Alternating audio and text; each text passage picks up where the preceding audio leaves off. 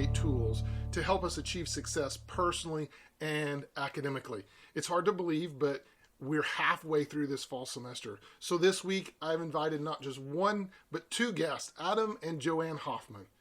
I've known Joanne for quite a few years. She is one of our Chi Alpha alumni from UT Arlington, and I had the privilege of meeting Adam when they approached my wife, Jane, and I about performing their wedding.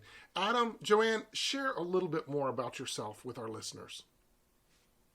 I grew up in Cedar Rapids, Iowa, which is a very industrial town.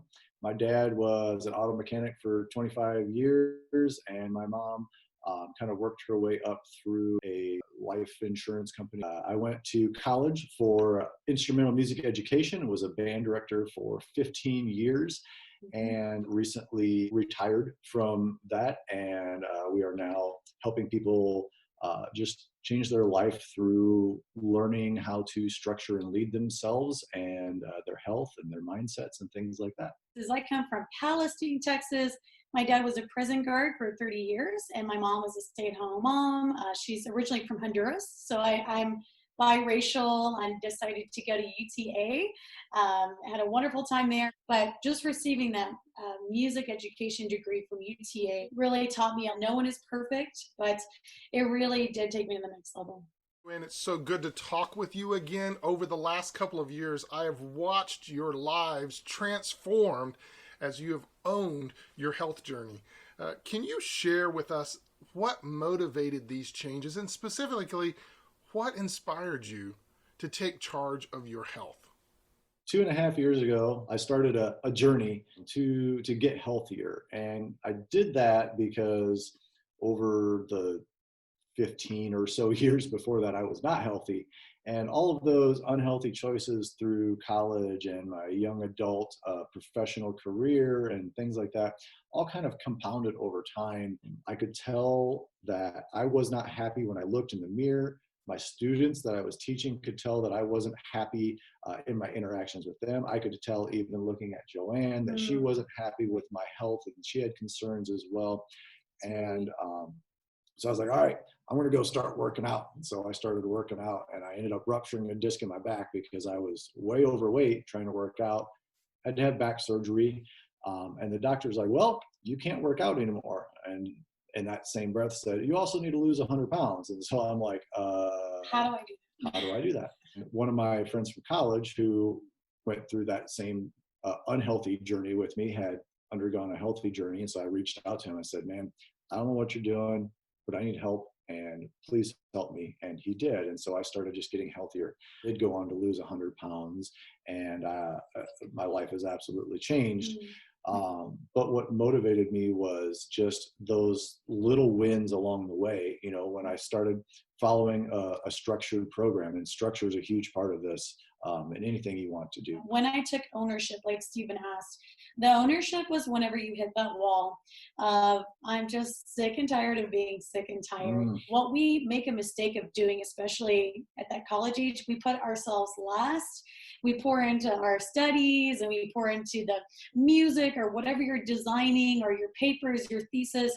And then at the end of the day, you're like, I forgot to eat, or I ate, but it wasn't anything that gave me any nutrition for my brain to function in my body. So when you hit that wall, you get tired and you say, God, what's supposed to be going into not only my mind, but also into my actual body? I know that we have discussed stress and anxiety in several different contexts this semester, but right now, these just seem to be an ever-present companion with all of us. In fact, the American Institute of Stress suggests that 80% of college students experience stress and 34% describe feelings of depression. Talk with us about the correlation between eating, sleeping, and exercise and how this plays into our stress or how well we respond to it. Not all stress is bad stress. You know, having a deadline is an important part of being able to get things done. Waiting until the night before that deadline to start your project is not good stress. So if you are constantly in a reactionary mode, meaning that all of a sudden all this new stuff is coming at you all the time and you're just spending your time reacting to it, then that creates stress. And one of the things that I found out is that if I spend a little bit of time every morning and waking up 10 minutes early, read my verse of the day, and then I sit down and I say, these are the things that I know I have to / want to get done for the day. And I write down, this is in my schedule, these are when those things are going to happen. And you protect those rocks that you want to have. So, some of those rocks might be my bedtime. Okay, this is the time I'm going to go to bed. I'm going to put it in my schedule. When am I going to eat? When am I going to do homework? When do I have class?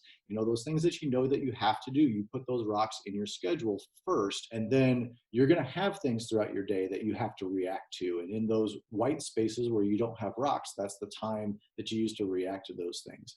Another big thing is focusing on what I can control, because there's a lot of things out there that we worry about every day that is so far out of our control that we're wasting our energy, we're wasting our time worrying about those things.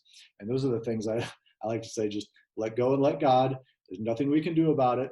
And so focusing on what I can do. And try not to make your nutrition negotiable. Try not to make the amount of sleep you have negotiable, because those two things are going to make you feel better about where you're at and naturally lower your stress, regardless of what's going on around you. I'm sure everyone who's watching this recording right now, you have a cell phone in your hand, or you're watching this on a cell phone. At the end of the day, you have to plug that in, right?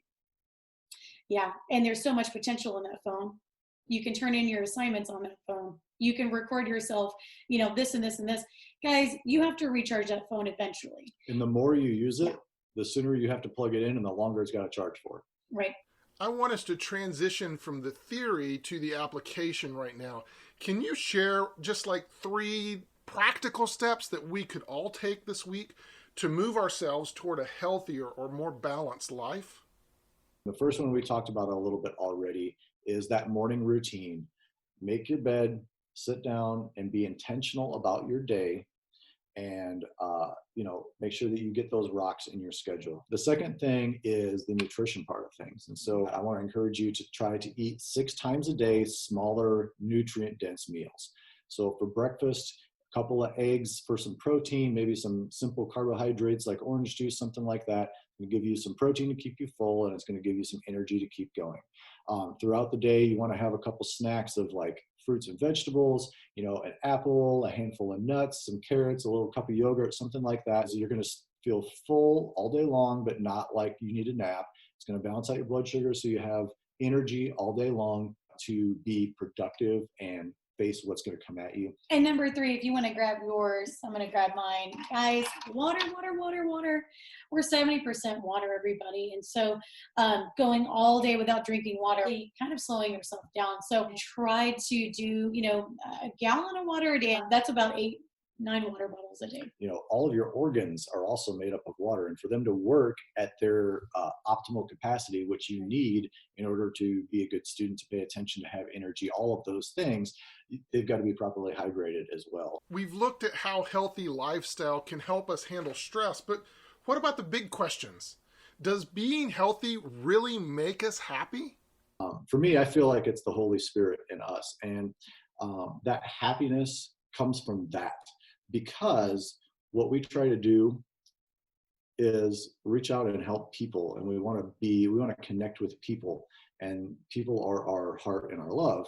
And so when we do that, it raises our frequency, and that helps the Holy Spirit shine through us, which attracts more people, which raises our frequency.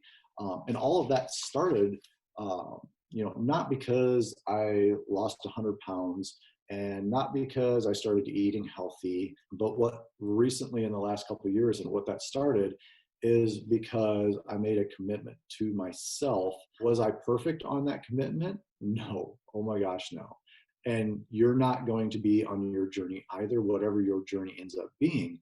But the point is that when you are not perfect and you fail, and you will, that you view that failure as an experience for growth. Adam, Joanne, thank you again for making this investment of your time to talk with us and inspire us to own our journey.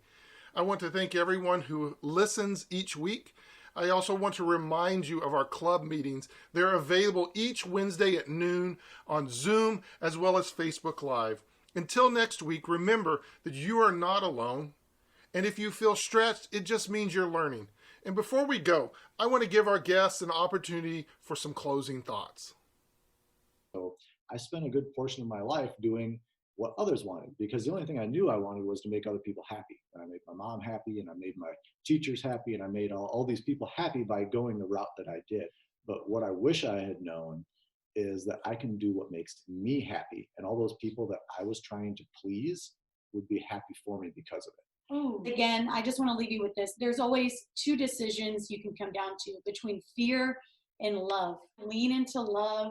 Stay away from that fear base and just really lean into people who love you, and the people who love you will come closer to you.